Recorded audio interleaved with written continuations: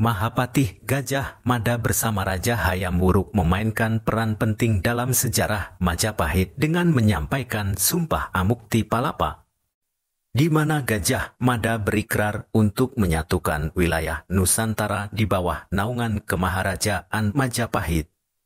Namun, asal-usul Gajah Mada masih diperdebatkan oleh sejarawan karena banyak sejarawan yang berbeda pendapat tentang asal-usul Patih Gajah Mada.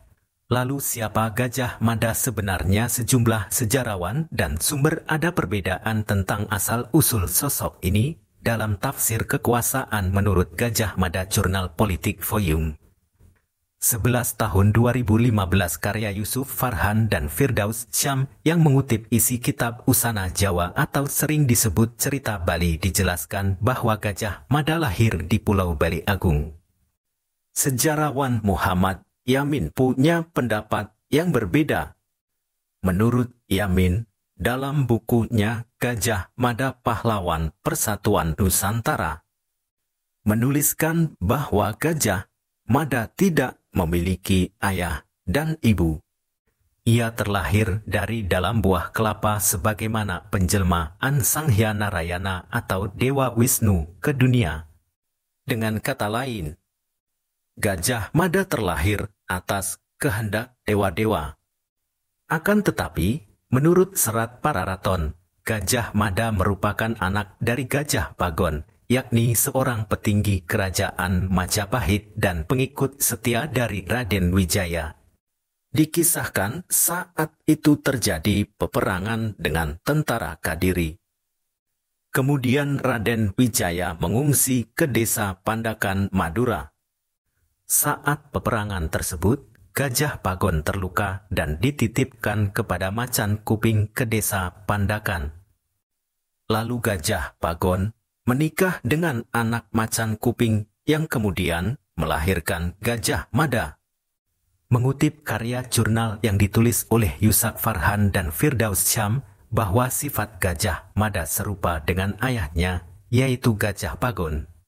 Dua orang yang memiliki nama gajah tersebut memiliki sifat pemberani, tahan mental, tidak mudah menyerah, setia pada tuannya, dan berperilaku seperti hewan gajah dalam menghalau semua penghalang. Mungkin terlepas dari latar belakang Gajah Mada yang masih belum diketahui secara terang, sosok ini punya peran penting dalam sejarah Majapahit. Gajah Mada memulai karirnya di Majapahit pada masa pemerintahan Jayanegara. Saat itu, ia menjadi bekal atau prajurit di Kesatuan Khusus Bayangkara. Peran sentralnya dapat dilihat ketika terjadi pemberontakan Rakuti, yaitu pada tahun 1319 Masehi. Dalam Serat Pararaton dijelaskan bahwa saat Rakuti melakukan pemberontakan, yang menjadi bekal jaga di kerajaan Majapahit adalah Gajah Mada.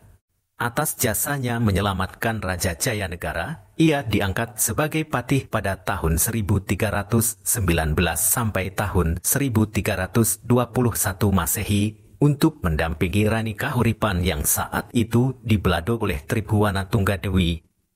2 tahun setelahnya, Gajah Mada diangkat menjadi Patih Daha untuk menggantikan Patih Arya Tilam yang telah mangkat.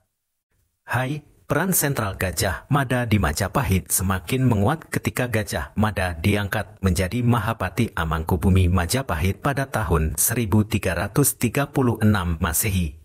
Pengangkatan tersebut didasarkan atas jasanya yang berhasil memadamkan pemberontakan di daerah Sadeng pada tahun 1331 Masehi. Mengutip jurnal suluk yang bertajuk Sejarah Peristiwa Sumpah Palapa dalam kitab Pararaton karya Dwi Susanto dan kawan-kawan, dituliskan bahwa Gajah Mada mengikrarkan Sumpah Palapa setelah pelantikannya. Sumpah Amukti Palapa merupakan manifestasi program politik Gajah Mada terhadap Majapahit agar dapat menyatukan Nusantara yang berbunyi, lamun haus jika lalu Santara Rasuna Bumi Pala. Namun, Kabar yang runut Princess Rar Tanjung Pura ring haru ring paha doping Bali Sunda Palembang tumasik sama natural buble palapa asa tumpah yang diucapkan saat pelantikan Gajah Mada sebagai Mahapatih Majapahit di hadapan Ratu Tribuana Wijaya Tunggadewi itu bermakna jika telah menyampaikan pesan Tarara. Saya baru akan melepaskan puasa arah jika mengalahkan penurun seram Tanjung Pura Paha Dompok Bali Sunda Palembang tumasik. Demikian saya berbagai akan melepaskan puasa. Karir Gajah Mada ini semakin memuncak setelah Tribuana Wijaya Tunggadewi turun tahta, yaitu pada tahun 1351 Masehi. Mah Wahid kemudian dipimpin oleh Hayam Wuruk bersama dengan Gajah Mada. Hayam Wuruk memimpin Majapahit dan mencapai masa kejayaannya. Namun, kegemilangan Gajah Mada pun meredup ketika perang bubat pada tahun 1357 Masehi. Pada perang tersebut, terjadi pertempuran tidak seimbang antara pasukan Majapahit dengan pasukan kerajaan Sunda yang akhirnya menimbulkan banyak korban dari Sunda. Tindakan Gajah Mada ini sangat disayangkan oleh Hayam Wuruk. Saat itu, Hayam Wuruk menganugerahi Gajah Mada berupa tanah di Probolinggo.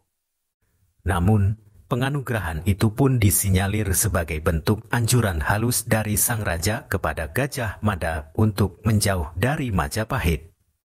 Gajah Mada pun mangkat pada tahun 1364 Masehi.